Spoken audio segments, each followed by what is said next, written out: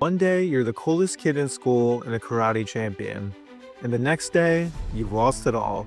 Life comes at you fast. Just ask Johnny Lawrence, the villain in the classic 80s movie The Karate Kid. But Johnny actually goes from being the villain in The Karate Kid to the hero in the TV show Cobra Kai.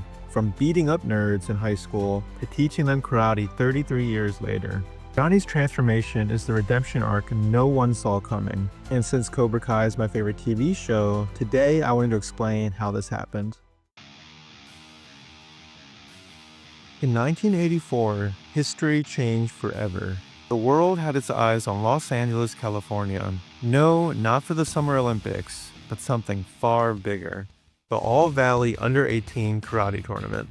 It was no surprise that the two-time defending champion, Johnny Lawrence, had made it to the finals again. His opponent, newcomer Daniel LaRusso, who had only started learning karate a few months earlier. Johnny was the clear favorite. He outclassed Daniel in terms of speed, strength, and experience. And also, he was the coolest guy in school, got all the babes, and had a way cooler car. But anyway, despite all odds, Daniel pulled out the W with one legendary kick. It was an illegal kick. Now with most movies, once the villain loses, you never see them again. Now that I think about it, a lot of times, that's because they die. So since Johnny wasn't in the next two Karate Kid movies, it looked like his story was over. But the real story begins 33 years later, when Johnny returns with Cobra Kai, where this time, he's the main character. And I love the opening of episode 1 because it gives you all the context you need within the first few minutes. It starts with the flashback of the climax of The Karate Kid, the final showdown between Johnny and Daniel. Daniel does his epic crane kick directly to Johnny's face to win the match. And Johnny is left face down on the floor, defeated. Now, we didn't know this at the time, but this one kick would change the lives of both characters forever. Fast forward 33 years later to present day. The show opens with Johnny asleep in his bed, still in that same face-down position from that fateful day. We can see he's alone and doesn't exactly have the best sleep routine, evidenced by the bag of chips and a beer can in his bed and another beer on the nightstand. And I love this transition because it shows you Johnny never really recovered from that loss. 33 years later, he's still metaphorically knocked down in life and hasn't gotten back up yet. The show continues and we quickly learn that Johnny's life now kinda sucks. He lives in a rundown apartment complex. He's single after a failed relationship. His son doesn't live with him and hates him. He has a dead-end job that he hates. He still has the same car from high school and it's looking pretty rough. And when he tries to hit on a girl, she calls him a creep. So, not great. It's clear Johnny's glory days are behind him, which is symbolized by the high school karate trophy buried in his closet. But what about Daniel? Well, pretty much the opposite. He has a nice house, a beautiful wife, 2 kids, and he owns a chain of successful auto dealerships. It's actually pretty funny because their slogan is, "We kicked the competition." They have billboards all over town, which serve as a constant reminder of Johnny's past failure. And let's just say, Johnny is not a fan of them. So to summarize, good things happen to the hero and bad things happen to the villain. And you might be thinking, well, good. I'm glad bad things happen to Johnny. He deserved it. While this might be true, Cobra Kai still makes you want to root for Johnny. How? Well, it starts with Johnny's backstory. In The Karate Kid, Johnny begins as a seemingly one-dimensional villain. Johnny starts bullying Daniel because Daniel begins dating Johnny's ex-girlfriend. And it's funny because some fans actually argue Daniel is the real bully. The first person to make this claim was fictional character Barney Stinson in 2013 in the show How I Met Your Mother. And then 2 years later in 2015, a YouTuber created a video called The Karate Kid. Daniel is the real bully.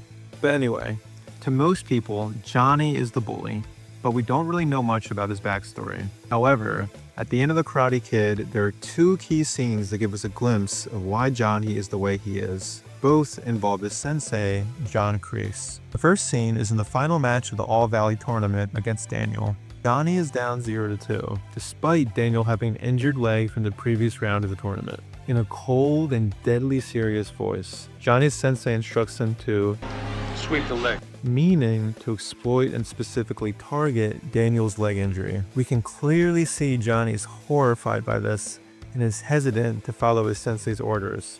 But Kreese intimidates Johnny into doing this, telling him to show no mercy. Up until this point, Johnny was only portrayed as a stereotypical bully.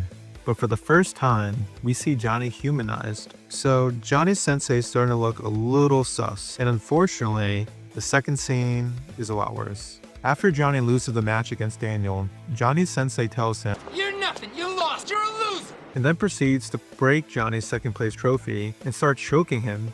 That's when I started to suspect maybe Johnny doesn't have the best sensei.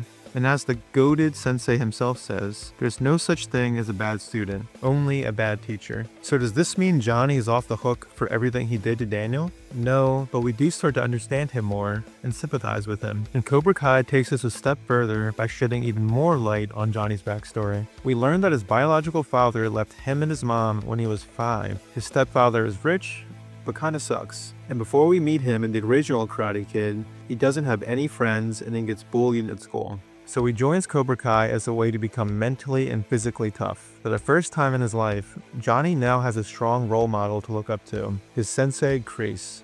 And this is really good for him, well, at least in the beginning. Cobra Kai teaches Johnny how to defend himself, which gives him confidence in life. But it turns out Kreese might have PTSD from serving in the Vietnam War, which makes his karate teachings a bit extreme. More on this later. Ultimately, this extremity leads Johnny down the wrong path in life, which is how he becomes the bully we eventually see in the Karate Kid. So we now know Johnny wasn't always a villain. He started off as an underdog, very similar to Daniel and Johnny's first student in Cobra Kai, Miguel. But Johnny became misguided and has definitely made some mistakes because of that. With all this in mind, Cobra Kai asks the question, can Johnny turn his life around? Johnny's tired of the way his life is going, so he finally does something about it. He decides to open up his own dojo, and of course, he calls it Cobra Kai. Johnny yearns to return to the best days of his life, when he was a high school karate champion. He hopes that having karate in his life again will restore him to the best version of himself, when he had power, respect, and most importantly, control over his own life. So by opening up his dojo, he reclaims his identity as a karate champion, and he starts to unlock his former self-confidence. But Johnny's motivation at this point is purely selfish. He hasn't actually done anything to redeem himself yet. His path to redemption takes place over the next several seasons, which we see through 3 key actions. The first is the positive impact he has on his students. Johnny's students basically all have one thing in common. They aren't popular, so they get bullied. And even though Johnny definitely has his critics, he's actually the perfect guy to help fix his problem. For one, Johnny has a great track record of beating up high school bullies. But in all seriousness, Johnny's karate philosophy is exactly what his students need. You see, the 3 core principles and the mantra of Cobra Kai are strike first, strike hard, and no mercy. Students are told to apply these rules not only to karate competitions, but also their life in general. So, how do you deal with bullies? Well, you stand up to them. You show them you're not afraid, especially now that you know how to defend yourself thanks to Sensei Johnny. And that's exactly what his students do. Miguel goes viral after he makes quick work of all 4 of his bullies. Aisha gives her bully a front wedgie in front of a bunch of kids at a party. And Eli goes from being a self-proclaimed freak thanks to his cleft palate scar to the coolest guy in the whole show, Hulk. Johnny teaches his students how to be confident and defend themselves, which has a positive impact on their lives. But this doesn't redeem Johnny for all of his past mistakes. He's still a terrible father, but his transformation as a father is probably the emotional peak of the show. Johnny begins the show as a deadbeat dad. He misses the birth of his son, Robbie, because he was drunk at the bar and afraid of being a father. Now, to be fair, Johnny's mom, the most important person in his life, had just died recently, and Johnny was struggling to deal with that. But still, come on, bro.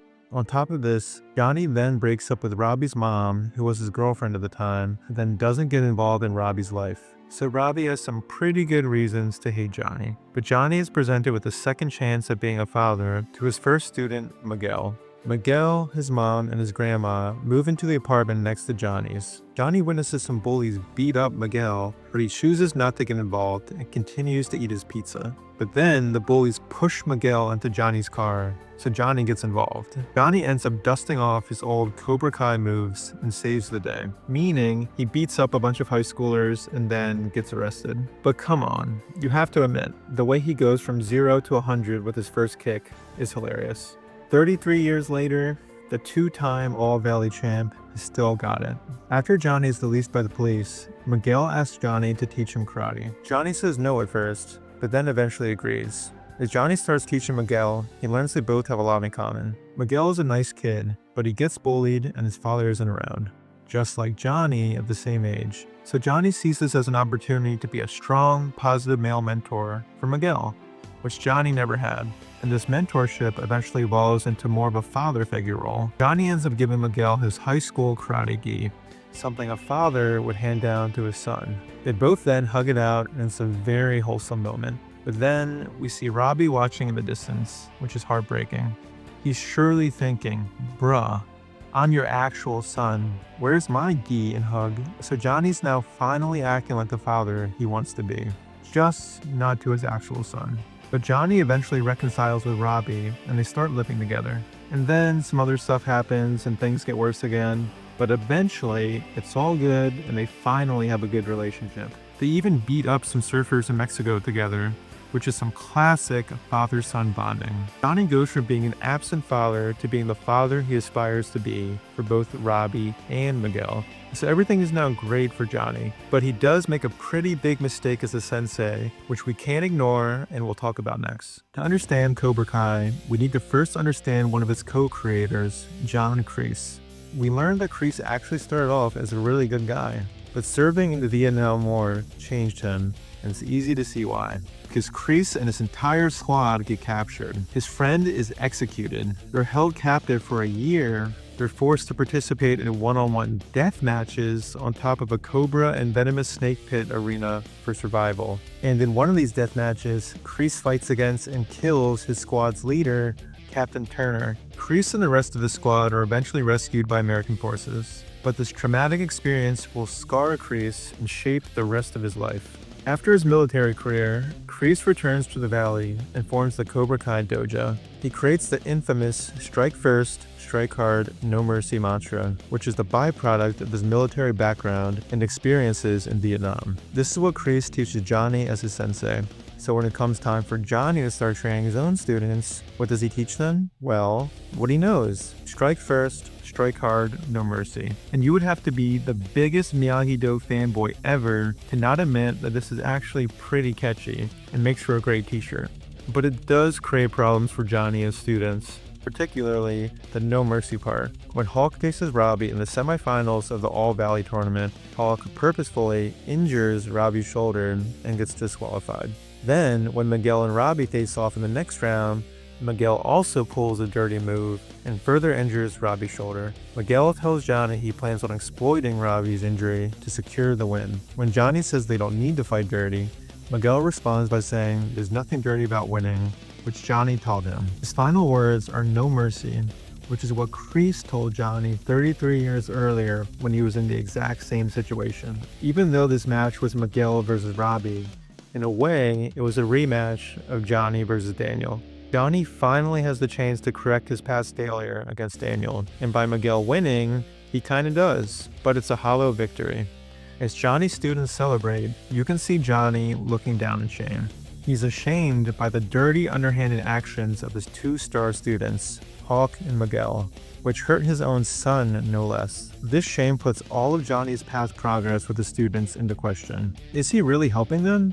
Or is he just perpetuating the toxic mentality of Cobra Kai, like Kreese did to him? Johnny realizes the negative aspects of the no mercy approach he was taught. So after the tournament, he tells the students they will no longer cheat and fight dirty, as these are not badass things to do. Johnny explains he's doing this because he wasn't taught the difference between mercy and honor, and he paid the price for this. So he wants to teach his students the right way, so they don't make the same mistakes as him. This decision is the turning point for Johnny, because it confirms that his brand of Cobra Kai will be different and better then creases. And with this, Johnny's path to redemption is complete. But why does Johnny's story resonate with fans? What's different about Cobra Kai compared to other shows? I'm flipping the script. You gotta flip the script. Decided to flip the script. Cobra Kai is a show that flips the script. In a lot of classic stories, characters are either pure good or pure evil. Examples of pure good are Luke Skywalker, Captain America, and Superman. Examples of pure evil are Darth Vader, the Joker, and Hannibal Lecter. And if you look at the Karate Kid, Johnny and Daniel fall into these categories too. Now with these types of characters, the same thing always happens. Good defeats evil, and you never see the villain again. But in Cobra Kai, you do. And this time, you get the villain's perspective, which doesn't usually happen. Johnny goes from being the villain we know nothing about, to a flawed but nuanced underdog. And this is way more interesting. But what makes Johnny's story resonate with audiences? Well, it's relatable. You see, in movies and TV shows, people see themselves in the characters. So they want characters who they can relate to. Characters who have failed and made mistakes, but grow and improve to overcome this. Why? Because we hope we can do this in our own life. These characters become inspirational, giving us hope that we too will overcome our own mistakes and challenges.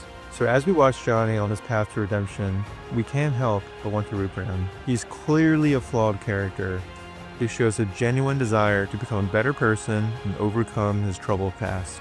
Cobra Kai makes you believe that even villains deserve a second chance. And if Johnny can change, can't we all?